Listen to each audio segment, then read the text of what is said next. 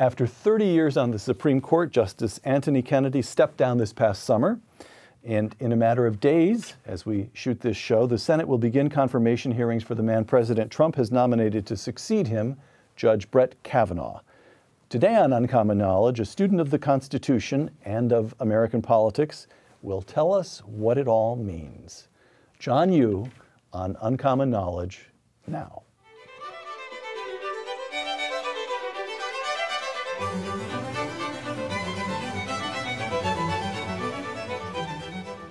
Welcome to Uncommon Knowledge. I'm Peter Robinson. John Yoo is a professor of law at the University of California at Berkeley and a visiting fellow here at the Hoover Institution at Stanford. From 2001 to 2003, he served as Deputy Assistant Attorney General at the Justice Department's Office of Legal Counsel. Professor Yoo is the author of many books, including most recently, Striking Power: How Cyber, Robots, and Space Weapons Change the Rules for War. Professor Yoo appears often on Fox News, and he is also the co-star with Richard Epstein and Troy Senik of the popular podcast Law Talk. John Yoo, welcome back to this show. Thanks, Peter. John, you are an alumnus of Yale Law School. Don't tell anybody. It's too late. It's too late. Listen to this, which comes from an open letter from Yale Law students, alumni, and educators regarding Brett Kavanaugh, also a graduate of Yale Law School and a friend of yours at Yale Law School. Here's the quotation. "We see in Judge Kavanaugh an intellectually and morally bankrupt ideologue intent on rolling back our rights. People will die if he is confirmed." Close quote. John? It's ridiculous. People will die if he's not confirmed, too.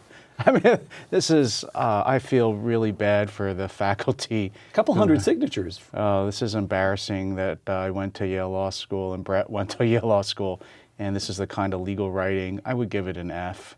Okay, so this doesn't even rise to the level of needing to be refuted. This is ridiculous on the face of it? It's just the idea that you can't confirm someone because people will die. We're all going to die. I mean, there's... I think what they're... Yeah, it's not clear because the thing is so badly written, frankly. But a few paragraphs earlier up, they were talking about abortion. And I think the suggestion is sort of what Teddy Kennedy argued about Judge Bork, that he would return to the America of back alley abortions. I think what they're getting at with that line is that Judge Kavanaugh might overturn Roe. Yeah.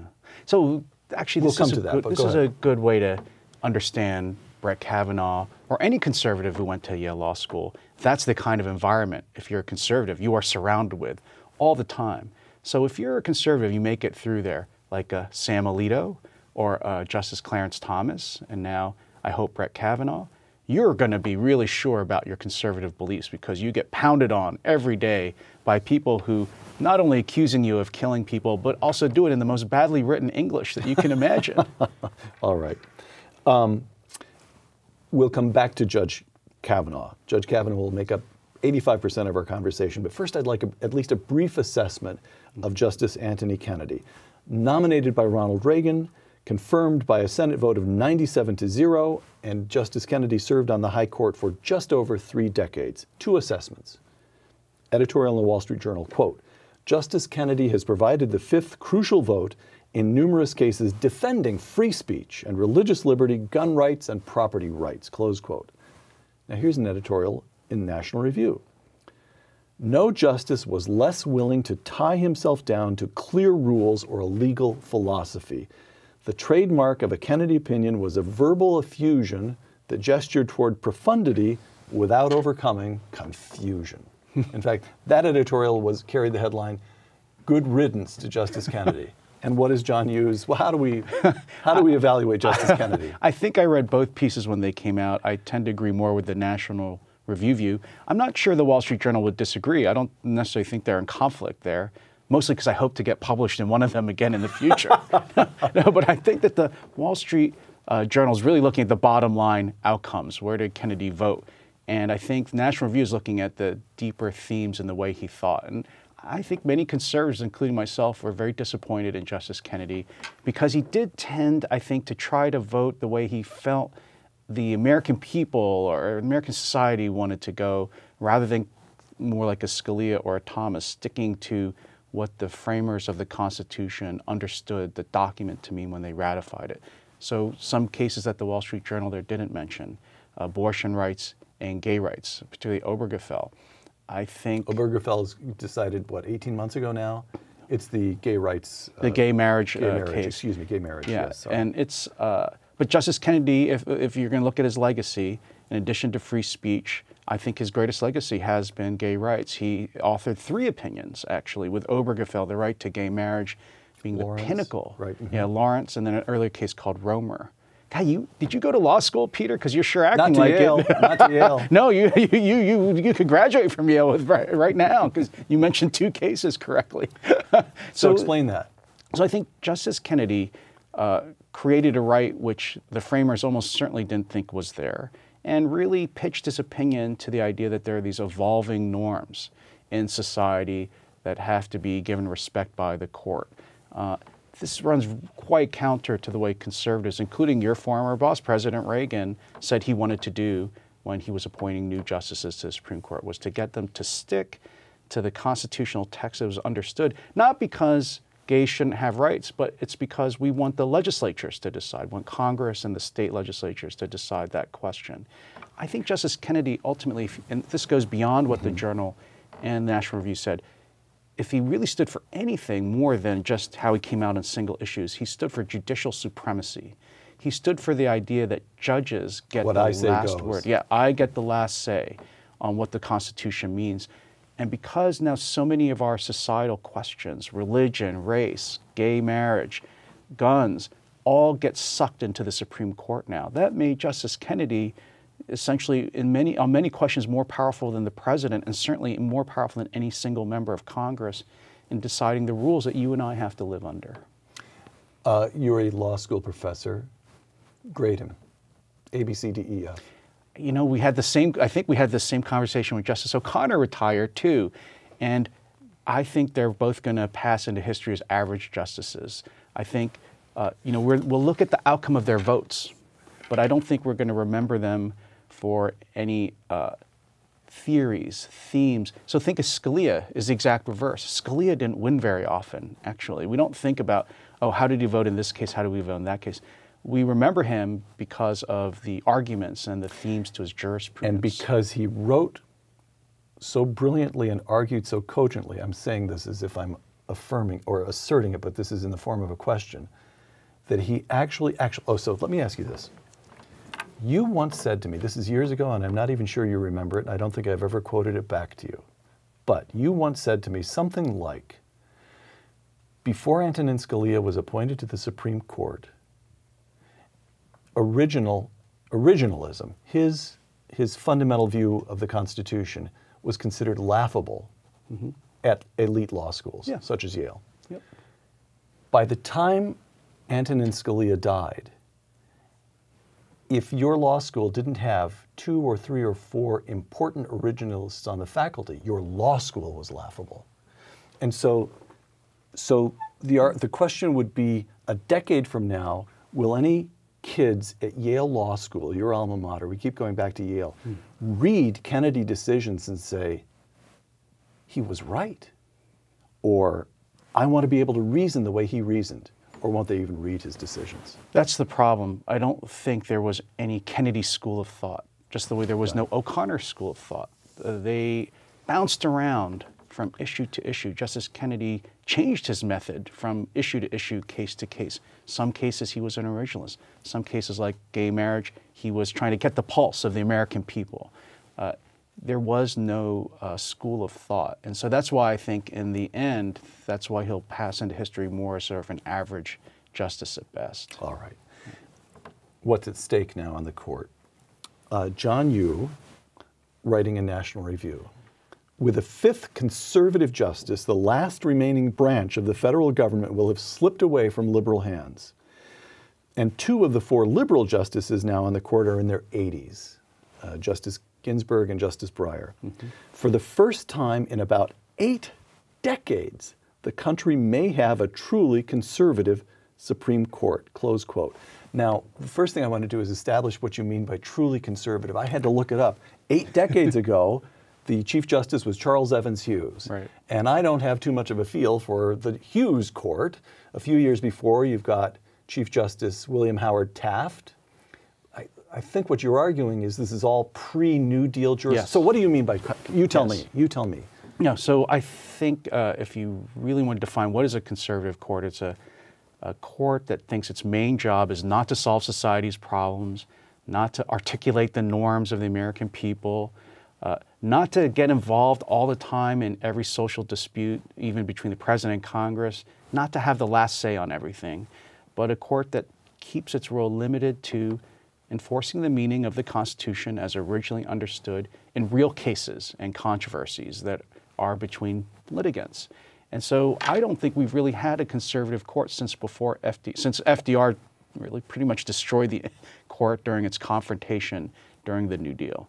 And so since that time, think of the Warren Court, even the Burger Court, even the Rehnquist Court, the justices, I think a majority of them saw their job as much broader than that, as almost like they were statesmen. John, you'd better take a moment to describe what happened under FDR, because on that account that you just gave, that's a critical moment in the history of the court. What happened? Yeah, and we study in law school, and it still affects the court and its image of itself to this day. So until 1936, the Supreme Court actually blocked a lot of what's called the first New Deal. Things like the Agricultural Adjustment Act, the National Recovery. They're almost fascist in the way you look at it now. These were laws that gave all the power to regulate the economy to these government boards, which had a lot of private industrialists on it. And they regulated the prices, quantities of all goods in the country. And so the Supreme Court, I think, correctly said this is not within federal power and it's unconstitutional. It takes away natural rights, and the government can't organize itself to have private people exercise government. I think these were all correct. President Roosevelt attacked the court. He won an enormous majority in the 1936 elections, 2/3 majorities in the House and Senate. And he said, hey, all those old justices, they're from the buggy and whip era. They don't know modern technologies and the national economy. So I'm going to expand the Supreme Court to 15 justices. Right. And he lost. He went to Congress. Even Democrats, actually, this is kind of what people say broke the New Deal coalition. Southern Democrats refused to go along. FDR actually went and campaigned against them in the primaries. I don't know if that reminds you of anybody we have around today. But all those senators and congressmen won, FDR lost, and FDR turned away from this project. But at the same time, the Supreme Court cracked. They flipped on all these issues and basically said, we will no longer limit regulation of the economy. We're no longer protecting economic rights. And we're going to, a few years later, they said, we're going to spend our attention on social rights and individual civil liberties and move away from your right to contract, your right to own property and things like that. So fundamental change. So that's what leads us to gay marriage, abortion being the focus of the court. If that happened, that is a piece of American history. So if Justice Kennedy reasoned, I have my views of the Constitution, but we know that if this court prefers the original meaning of the Constitution to the politics of the hour, the authority of this court will be undermined, and I have no choice but to look at the Constitution and at American politics. And Antonin Scalia and Justice Thomas get to be originalists because I'm a realist. I save the court time and time again. They get to get all the conservatives like John Yoo excited and say, what purity? I'm the guy who is realistic enough to provide decisions that would stick. Yeah, I think you nailed it. What's the date and time? This is the first time this has ever happened. I mean, you nailed it, I think, precisely. Justice, if you try to understand... And it's plausible. There's something to it, right? Yes, yes. If you approach the jobbing of justice as a politician, right, and you were worried about your legitimacy, and you're not, this is all the arguments FDR used against court, you're not elected. Why do you get to stand in the way of the American people? You should actually, the court should be in harmony with the American people. If you were a politician, you would think the way you just described, right? You would say, I've got to balance the court's right to be involved and to play its constitutional role, but always worried about what the political system is going to do in reaction to us. They always take away our power. And so you would try to keep the court sort of in the middle of where the country's going. And I think that's what Justice Kennedy thought he was doing. Every now and then, say, on free speech, he might not have, but, you know, you could look at the polling, and I bet where he votes was pretty much where the middle of the country was. I take gay marriage, for example, it's a great example. President Obama campaigned against gay marriage, right, in 2008. Right. By the time Obergefell's decided, though, the polls had switched, and it's a generational thing, right? The poll, you know, we're never going back, I think, to the world before Obergefell, because just demographically, young people support gay marriage in huge numbers. But if you're a Scalia, I think, or a Thomas, or an Alito, or even a Roberts, you would say the framers of the Constitution did not think they were creating a national right to gay marriage at the time. But if you take that view, then you're, right, in a way you're saying we can but I don't think they were. I think in that case, they were actually saying it's up to Congress and the state legislatures. You decide. You don't have to be popular. Why should we always look to the court to make these decisions for us? So I think the negatives, downside of what you're talking about is, you're right, you could balance the court's role, make sure it's harmonious to the American people. Guess who comes out of that more powerful than anybody? The court. And the justices. So the thing about the justice who's a swing above all. Exactly. And so the Thomas and Scalia view, I think, in a way is a more humble view of what a judge's role is, because it says we can't decide all these hard questions, you guys decide them. This brings us to Brett Kavanaugh, 53 years old, Yale College, Yale Law School, he's Yale, clerk for Justice Anthony Kennedy, helped to draft the so-called Starr Report on Bill Clinton, on the Bill Clinton scandal, worked as a partner at Kirkland & Ellis, a big-time firm, served as staff secretary to George W. Bush in the White House, huge job, and has served since 2006 on the U.S. Court of Appeals for the District of Columbia Circuit, a court which is often called the second most important in the country. Does Judge Kavanaugh have your vote? Oh, yeah, and I expect him to be confirmed by pretty much close to a party line vote. Now, John, you grew up in Philadelphia. You're always talking about the Phillies and... The Eagles, don't forget the Eagles. The Eagles, that's right, the Eagles. And cheesesteak, and you have, and here you are out here, there's a populist streak in you, John Yoo. Judge Kavanaugh, Ivy League, you're Harvard, Yale, you can't fault him for that, but he's lived in Washington all his life. Does that bother you? Is he too much a product of a particular kind of elite, of a limited circle? Actually, I think the criticism is not just of Kavanaugh, but of all the justices on the Supreme Court. Now, if you look at once Judge Kavanaugh joins the court, all the justices will have gone to Harvard and Yale. So I don't know how I didn't get on the court. I mean, I went to both. I had my bets covered. So they all went to Harvard and Yale. And so they all went to Harvard and Yale. They all were lower court judges, except for Elena Kagan, who was Solicitor General. But they all came up through this kind of professional training to be a Supreme Court justice. Think about the old grand days of the Supreme Court. You had former secretaries of state. You had, like Charles Evans Hughes, former presidential candidates, or William Howard Taft had been president. Former president, a bad one, but a former president. Oh, you had governors, that's senators. a separate show, John. I'm going to stick up for Taft. Bring it on. I'm ready. No, you had so you had more geographic representation of the country in the court. So we have what I call it technocratic court. It's a court of experts, technocrats. All they've ever wanted to be are judges. It's very unusual in our history. It's been going, and actually, it's a Republican conservative approach, because after the Warren Court, if you see the Warren Court as the court that really took all this power, pushed into all these social issues, that was the Supreme Court. Chief Justice Warren, former governor of California, appointed politician, nominated by Dwight Eisenhower. Yeah, right. So I think the Nixon, but also this really came Reagan and Bush. Came forward. There's appoint judges who have a record, you know what they are. They're not going to be too activist and wild because they've been lower court judges and have accepted the norms of judging, not politics. I don't know if that came true. Justice Kennedy's a good example of how that didn't work. But, okay, I was in the Reagan White House during those nominations, and there was no Federalist Society. Yeah. There was no way of vetting judges in those days the way that, but this may be further to your point, that Donald Trump turns to the Federalist Society and says, give me a list of good guys, And the people on that list are the kinds of people you've described because they're precisely the kinds of people whom you can track over 20 years and see where they stand on the issues. That's something new. Oh, that's again something that came about in the 80s. As you say, the Federal Society created a kind of conservative alternative to what liberals have long had, which we call law schools, where you train them to be liberal activists. And so the Federal Society is sort of an alternative. But this, you mentioned Trump, and I think we shouldn't forget that Kavanaugh, it's interesting.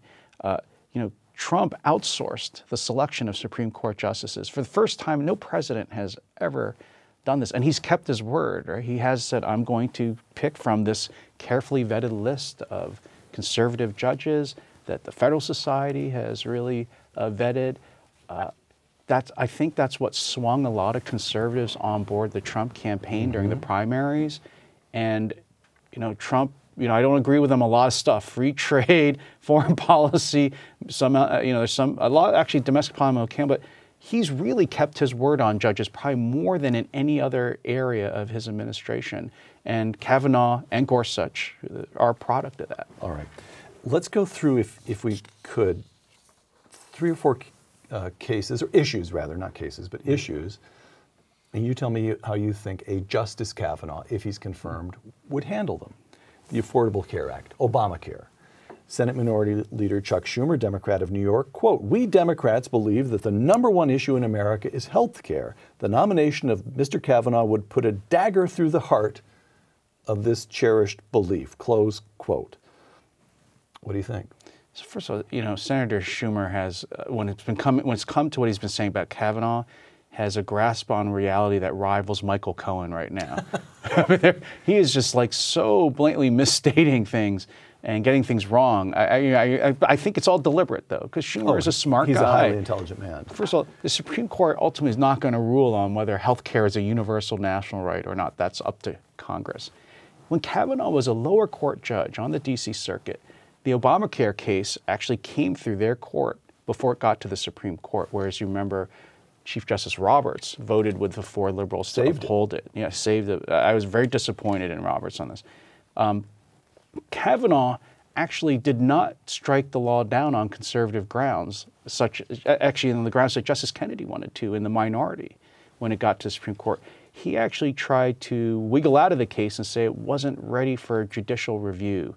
And one thing he did say that actually liberals should appreciate is that he said that, remember, the whole case focused in the end on whether the $795 people get charged for not signing up for Obamacare, is that a tax or a penalty? Conservatives said it's a penalty and everybody we can strike said it down. It was a penalty. Obviously a penalty. But the Chief Justice Roberts said, no, it's a tax. Therefore. And so it comes within Congress's almost unlimited taxing power. Right. Justice Kavanaugh agreed with him. Actually, in the lower, it was Judge Kavanaugh who first said in the lower courts, actually, that thing's a tax. And so Judge Schumer and liberals should actually be applauding Kavanaugh. I think he's wrong. They should be applauding Kavanaugh for that, actually. He came out on their side in that case. Okay. Gay marriage. You've already discussed this a little bit. But here's a case where, well, let me give you a couple. The Wall Street Journal. We doubt the court will overturn gay marriage even with a new conservative justice. Chief Justice Roberts will certainly not want the court to overturn the gay marriage case so soon after it was decided, lest it make the justices seem too political, too soon to overturn it. On the other hand, here's what Chief Justice Roberts wrote in his dissent when Obergefell was decided. And incidentally, he did something. He'd been on the bench for a decade at that point. John Roberts did something he'd never done before. He read his dissent from the bench, which is something they do in that body to demonstrate genuine anger. I think that's fair to say. Quote, "Just who do we think we are? We are stealing this issue from the people," close quote. If Judge Kavanaugh becomes Justice Kavanaugh, where does he stand on Obergefell and gay marriage generally? This is interesting because it's a great point, because liberals are, I think, going to all vote against Judge Kavanaugh in the Senate. They're attacking him with these exaggerated claims. I think they're making a big mistake because Kavanaugh has no views, as far as we can tell, on Obergefell, on gay marriage or abortion. is a lower court judge in the D.C. circuit. You called it the second most important court in the land, which I think is right. Those kinds of cases rarely come up. And so we don't have... Largely administrative law. Yeah, it's mostly government cases against the federal government, cases about the power of the agencies. That's their bread and butter. So we don't have any opinions, much like, guess who? Justice Kennedy, at the time he was confirmed, we had no idea what he thought about abortion, too. If I were the liberals, what I would do is vote overwhelmingly for Kavanaugh and wrap my gauzy arms around him and try to start persuading him about things like Obergefell or things like abortion. This is what works for them. It worked on Kennedy himself. It worked on Souter. O'Connor. It worked on Blackmun. It worked on, you could go, there are a lot of Republican appointed justices who've gone to the Supreme Court without firm views on these matters. And, you know, the conservative conspiracy theory is, oh, all the liberal press and the law schools and the bar, they start working on them. You know, my judge, Judge Silberman, who I clerked for, famously called it the greenhouse effect, because Linda Greenhouse was the Supreme Court reporter for the New York Times. Yes. You do what they like, they get praise in all the popular media outlets. And so being in Washington has an effect of sort of slowly dragging you over to the liberal side. So Kavanaugh could be a justice like a Kennedy. Some behind-the-scenes gossip, it was, you know, I think widely known that Justice Kennedy loves Kavanaugh. He's one of his favorite clerks. And I think because he's kind of like him.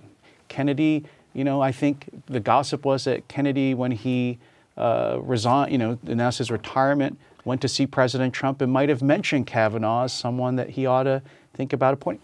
There's also this gossip that the White House was trying to send out signals that they probably would appoint Kavanaugh in order to get Kennedy to retire at this point. So putting that all together, I would say I would be shocked if Kavanaugh in his first few years as a justice were to vote to overrule the very cases that his former boss, his mentor, the person he's replacing, those are his most important, those are the things people remember him for. Gay marriage, abortion. I would be shocked to see Kavanaugh vote early in his career to overthrow those very cases. If it's Kennedy's the reason you could say he's would be on the Supreme Court. Abortion. Again, the Wall Street Journal. As for Roe versus Wade, the abortion case was a legal travesty, Roe, the 73 decision. As Judge Bork famously put it, the decision in Roe versus Wade contains not a single sentence of legal reasoning.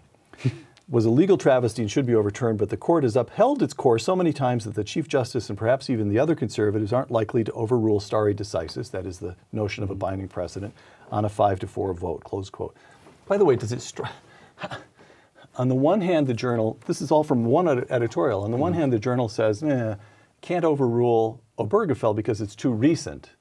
And then a paragraph later says, by the way, we also can't overrule Roe versus Wade because it's too old. We'll come to stare decisis in a moment. But so Kennedy's not on the court during Roe, but he writes the decision in Casey where there was an expectation that the court might actually overturn Roe in 1992. So your argument with Kavanaugh, as with Obergefell, so with abortion in general. I think so. That's so closely associated with Kennedy. I agree. I think so. Right. And I think what would happen actually is that what you'll see is states will try to limit abortion, regulate it more and more tightly, but you're not going to see a state try to outright ban abortion again. And so you'll see this, so you'll see laws like the partial birth abortion ban, which Kennedy voted to uphold, which prohibited certain kinds of abortion late in pregnancy. And so you're going to see efforts to regulate those kinds of aspects of abortion. And I expect Kavanaugh, like Kennedy, would vote to uphold that right to regulation. But I bet states would, unless they're really, really stupid, states should not try to ban abortion for a number of years until you have this more incrementalist or gradualist approach. And again, it's because you don't know what Kavanaugh thinks about abortion, has no opinions about it, has never written or said anything significant about it. All right. One more of these special topics, Judge Kavanaugh and Donald Trump. Another quotation from your favorite Democratic senator from New York, Chuck Schumer. "It is unseemly for the President of the United States to be picking a Supreme Court justice who could soon be effectively a juror involving a case involving the President himself." Close quote. And by the way, Schumer makes that point in public a few days ago now as we record this program. And a number of Democratic senators have canceled their meetings with Judge Kavanaugh. We shouldn't even be hearing these. We should not even be holding hearings on this nomination. They're doing Kavanaugh a favor. Oh. So what about that? How painful it would have to be to sit through those meetings? What about that as an argument? So it's actually kind of unclear what Schumer's talking about. So it's unclear what he's talking about. Does he mean that Kavanaugh would somehow be a juror in Trump's impeachment trial? I hope not, because that's completely wrong. Because the Chief Justice would sit as the trial judge. The senators are the jurors. That doesn't make any sense. Okay. So maybe Schumer's trying to make I don't know, a different kind of point, which is a number of issues. Do what John Roberts did in Obamacare. Try to construct this in a way that makes it sensible. Don't get me started on that one. So I think what maybe Schumer's saying, and maybe other Democratic senators are saying, and this is an argument that's been coming out just in the last few days, there's something illegitimate about Trump being able to pick Kavanaugh because Trump's under investigation. There may be some legal, all these issues might come up to the Supreme Court. Yeah. Right, okay. So one is that's very just hypocritical, because did anyone say that about Clinton? You know, Clinton's under investigation during Whitewater. He appoints Steve Breyer to the court while he's under investigation in Whitewater. He appointed Ruth Bader Ginsburg when all that's starting to come out. Do we say Breyer and Ginsburg are somehow illegitimate justices? Right. It's ridiculous. Because if you took that argument seriously, then every presidential act is illegitimate, right? Because Trump's under investigation. I don't remember any Democrats taking that view during the Whitewater investigations. Plus, right, let the investigations, my point of view on this is let the investigations continue, let Mueller do his job, let it come to an end. But the president is the president until he's removed from office by impeachment. His actions are all legitimate under the Constitution. Got it. All right. A couple of big ones. First, the whole concept of the living Constitution. We've touched on it. Two quotations. The late Justice Antonin Scalia, quote, "The Constitution that I interpret and apply is not living but dead, or, as I prefer to call it, enduring. It means today not what the current society, much less the court, thinks it ought to mean, but what it meant when it was adopted," close quote. Justice Stephen Breyer, "The court should reject approaches to interpreting the Constitution that consider the document's scope and application as fixed at the moment of framing." Actually, Justice Scalia says fixed at the moment of adoption, not framing, but close enough. "Rather, the court should regard the Constitution as containing unwavering values that must be applied flexibly to ever-changing circumstances," close quote. Where does Brett Kavanaugh come down? Oh, I think Brett, in the cases where he's written opinions, he comes down more on the Scalia side. More on the Scalia side. So there's some ambiguity there? Well, so I wouldn't say he's a scholar of the original understanding of the Constitution, but the opinions actually which point what he would do as a justice and where his main thrust would be, and it's actually quite consistent with Gorsuch and the other conservative justices, is what he really wants to do is constrain the administrative state. He's really attacked the roots of the constitutional doctrines that have given us this big welfare state, this sort of unaccountable, ever-growing federal regulatory agencies who do things like regulate ponds that appear in your backyard as waters of the United States and things like this. In those opinions, which he really seems to care about, he does then goes back and he looks at the text of the Constitution. What did the framers think? What was the structure? His opinions in those areas look very much like Scalia's opinions in those areas. And he cites and relies on Scalia's fundamental opinions about the nature of the executive power and prosecution and so on. But he's had such a limited range of cases. We don't really know a lot about how he would approach the cases where I think Kennedy ran wild. These social issues. Right. What does a due process clause mean? What does equality mean? We really don't have I think it's fair to say we don't really have a clue what Kavanaugh thinks about those. Those are where you would not be an originalist. That's where the temptation is the strongest to leave the originalist reservation. Okay, on to the second big issue. So we've established that in the cases on which he has opinions, he's an originalist. He's he does the historical research. Got it. Okay. So the question is, all right. Now, even among originalists, there is a big debate over stare decisis, which is the notion that precedent is binding. Once again, the late Justice Antonin Scalia says something about it that I'm still quoting. Antonin Scalia will be quoted for centuries. It's like enjoying a fine bottle of wine. You just open it, smell it, appreciate it. That's what his opinions are like. Now, here, Antonin Scalia is distinguishing his view of stare decisis from that of Justice Thomas. Whom I clerked for. For whom you clerked. Yeah.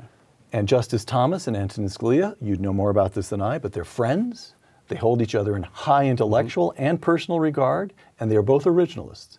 But they differed on stare decisis. Yes. Quote, I don't want to say that Brother Clarence doesn't believe in stare decisis, but he doesn't much believe in stare decisis.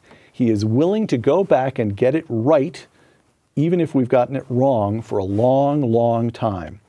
I am, says Justice Scalia, on the other hand, inclined to acknowledge that any legal philosophy, whatever it is, has to make an exception for stare decisis.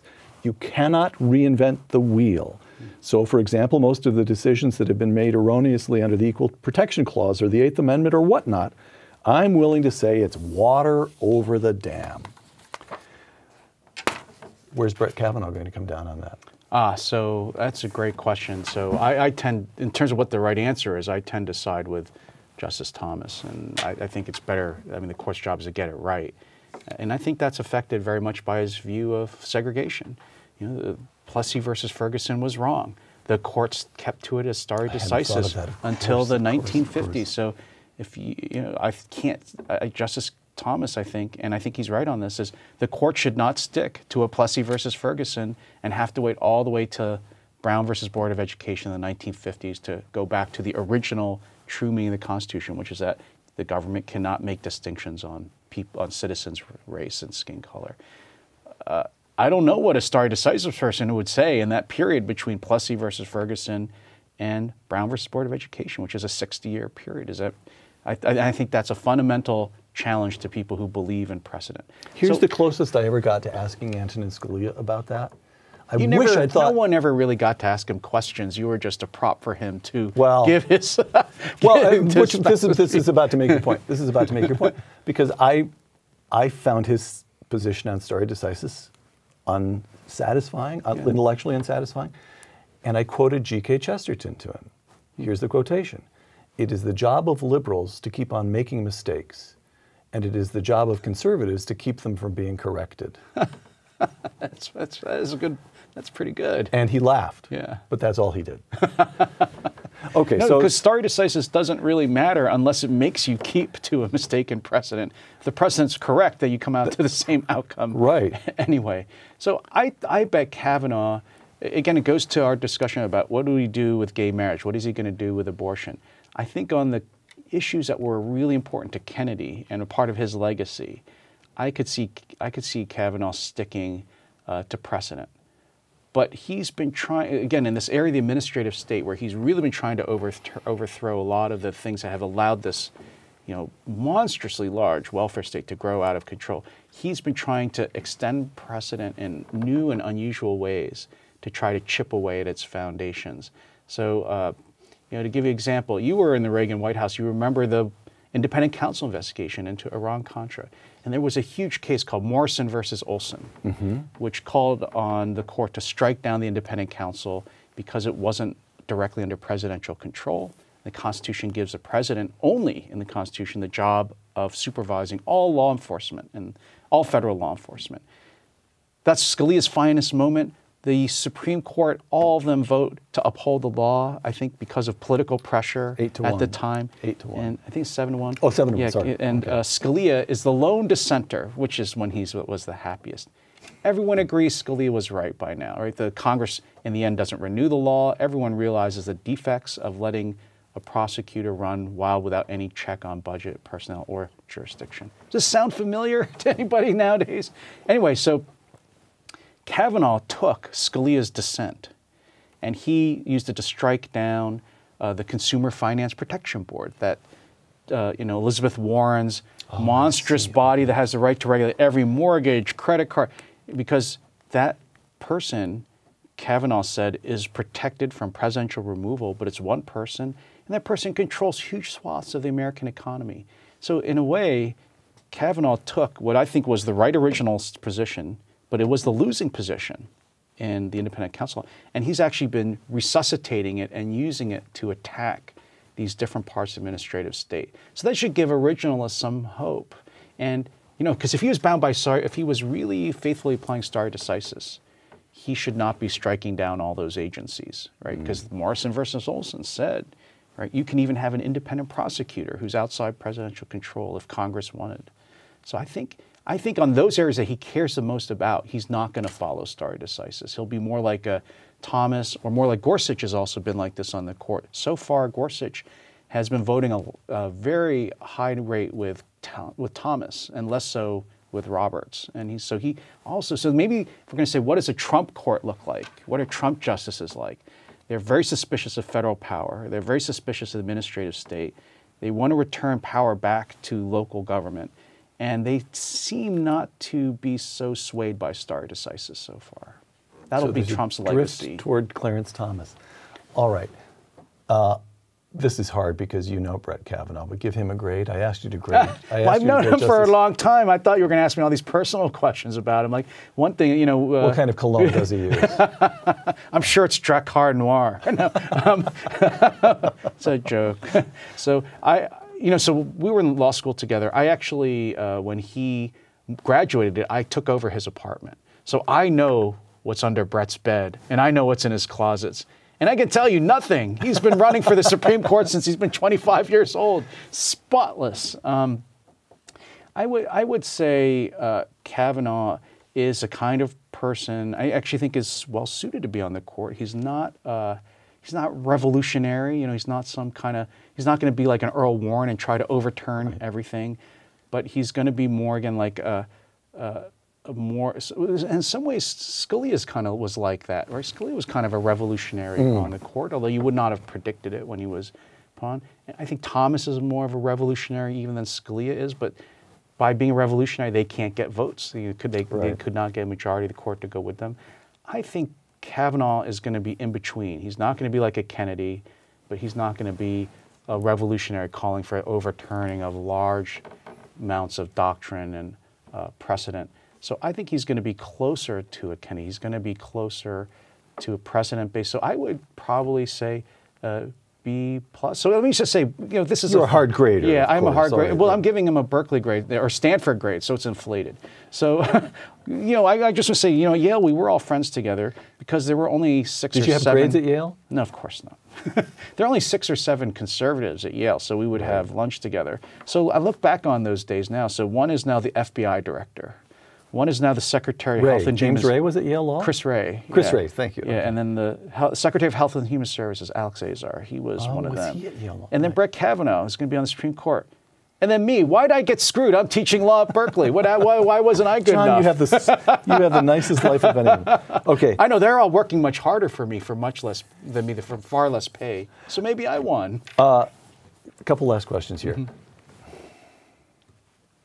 Where is this going? Let's stipulate that Judge Kavanaugh becomes Justice Kavanaugh, that he is confirmed to the Supreme Court. And the court has the most conservative court that it has had in 8 decades. And I'll tell you one more Scalia story. I was in a room in which just a few months after he was elected to the Senate, Senator Ted Cruz of Texas stood and started talking about the need to roll back New Deal jurisprudence to get back to exactly the era you're talking about, the era before the New Deal. And while Senator Cruz was speaking, Justice Scalia, who was seated about 10 feet away, started singing, "Beautiful Dreamer." Really? Everybody broke up. Ted Cruz sat down.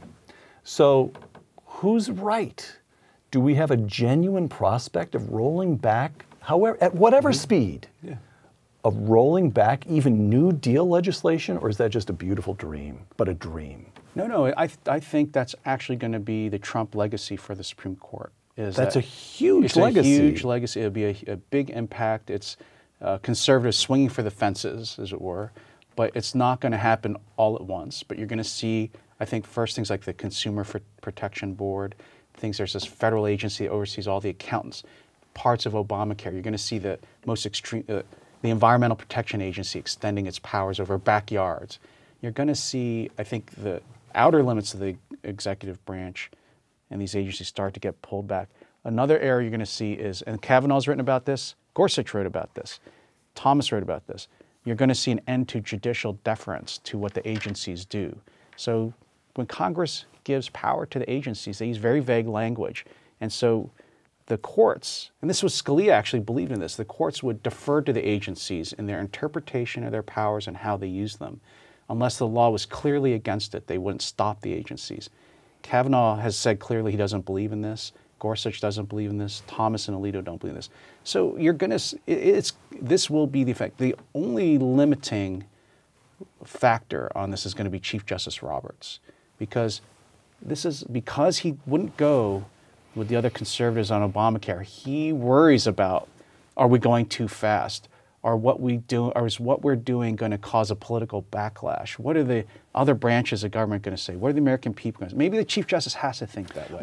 I was going to ask, would John Roberts have been a better justice if he'd been an associate justice and not chief? I think so. I mean, I think many people, conservatives, think that. I think he feels an institutional obligation. Yes, like take Obamacare. The right answer was that Obamacare was unconstitutional. Actually, they struck down 4 out of the 5 issues, and they only upheld it on this one tax. And the gossip is, the rumor is, it came out in the press that Roberts originally voted to strike down Obamacare to be the 5th vote, and then Senator Leahy started attacking the court. The president this is incredible, it was unprecedented. The president of the United States was attacking the court before the decision even came out. Chief Justice Roberts changed his vote, and on implausible grounds upheld Obamacare.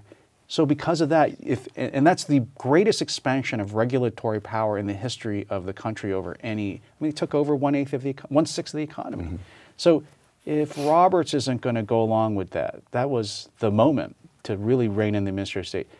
He's going to be the one who's going to be the gradualist. He will only, I think, take this project as far as he thinks the American people or public opinion or the other branches are going to allow it, which is unfortunate because I think that brings us back to what you started with. The judge's job should just be, what does the Constitution say? How was it originally understood? How's it applying the case? I wish they would not think about all these other considerations about what's the president think, what's Congress think, what do the polls show? I think that's the trap Kennedy fell in, and I think that's the trap Chief Justice Roberts has fallen into. Right, so you've mentioned 2 last questions.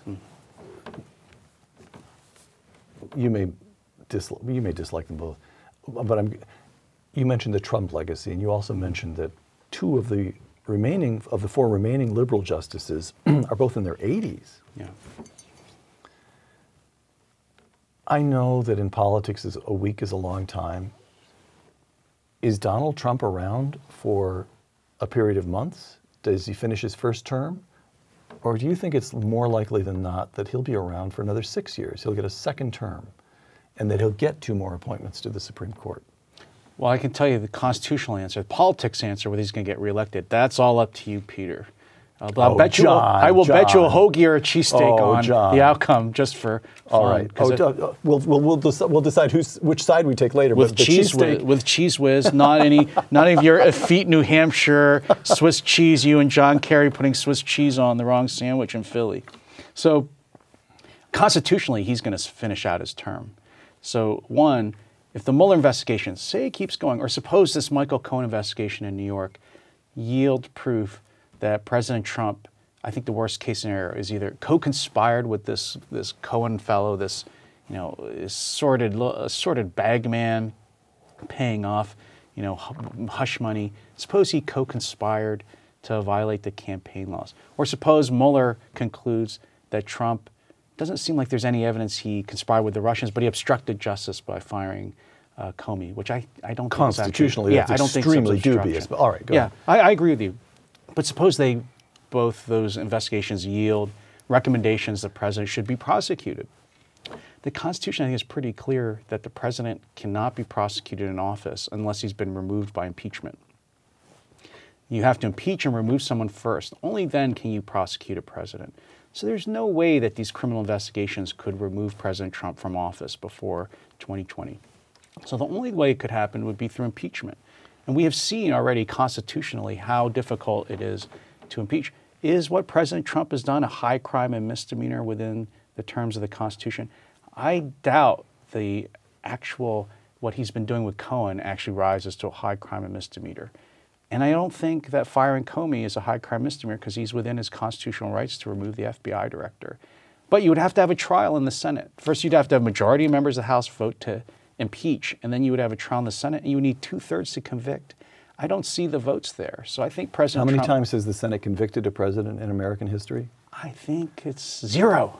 But one vote, came within one vote of President Andrew Johnson. Right, yeah. Right. So he definitely finishes out his term. He may get one more vote, one more seat on the Supreme Court than if Justice Ginsburg, is not in the best of health and is quite elderly, doesn't make it to 2020. And then you're the expert on the reelection. I mean, who are the Democrats going to put up to beat Trump? You've got you've got an economy that's killing it. And most of my political science colleagues, if you were to put them under oath, they would say they believe that presidential election outcomes are really dictated by economic growth, how the economy's doing, more than any other issue. The economy keeps growing at 4%, and the Democrats put up Bernie Sanders or Elizabeth Warren. Can you imagine what a great debate that would be? I mean, President Trump's is going to use the word Pocahontas 30 times in one presidential debate. It'll be an all-time record. So I could easily see him getting reelected too, just because the Democrats aren't going to put up a moderate. So then, I would think if you were a Democrat and you love the Supreme Court and they care about it more actually than conservatives do, that's a defining issue for the reelection for them, because I do think Trump will get 2 more seats if he wins reelection. Right. So you think there's a good prospect that this Trump legacy on the Supreme Court will come to pass, and you're delighted by that. Again, I know you well enough to know you have all kinds of reservations about Donald Trump, but on that point, you're a happy man. Yeah, he's kept his word on appointments, and the people he's putting on the court are people who are trying to rewrite the constitutional balance back to the original understanding. Right. Which brings us to the last question. Your friend, Brett Kavanaugh, Republicans hold a majority over Democrats in the Senate of just 50, now that John McCain has died, it is 50-49 with 1 seat unfilled. We don't know how quickly the governor of Arizona will name a replacement for Senator McCain, but let's suppose it happens fast. So it'll be 51 Republicans to 49 Democrats. Call it. What's the vote? So I bet it'll be 54 plus whatever that is to make 100. Okay. All the Republicans hold the line. I bet maybe one or 2 or 3 Democrats who are in Trump states who are running for re-election. So that's, Manchin or Donnelly or someone like that, or even, Nelson in Florida, or Heitkamp wherever up North Dakota, whatever that part of the country is. Right. But one of those, if those senators vote against Kavanaugh, they're handing off an enormous issue to beat the hell out of them in the senatorial election. So I think Kavanaugh actually picks up 2 or 3 votes. The sad thing is that up until about 10 years ago, Kavanaugh should have gotten an overwhelming majority, because it's only been very recently really Gorsuch and, actually it's really Gorsuch, but maybe a little bit of Alito, maybe Roberts, where senators are voting by party line on the Supreme Court confirmations. That really has never happened before. Right. John Yoo, professor of law at Boalt Hall at Cal Berkeley and visiting fellow at the Hoover Institution, and Eagles fan. 2 Super Bowls in a row. You heard it here first. I paid up that last bet. Thank you, John. I'm Peter Robinson for Uncommon Knowledge and the Hoover Institution. Thank you.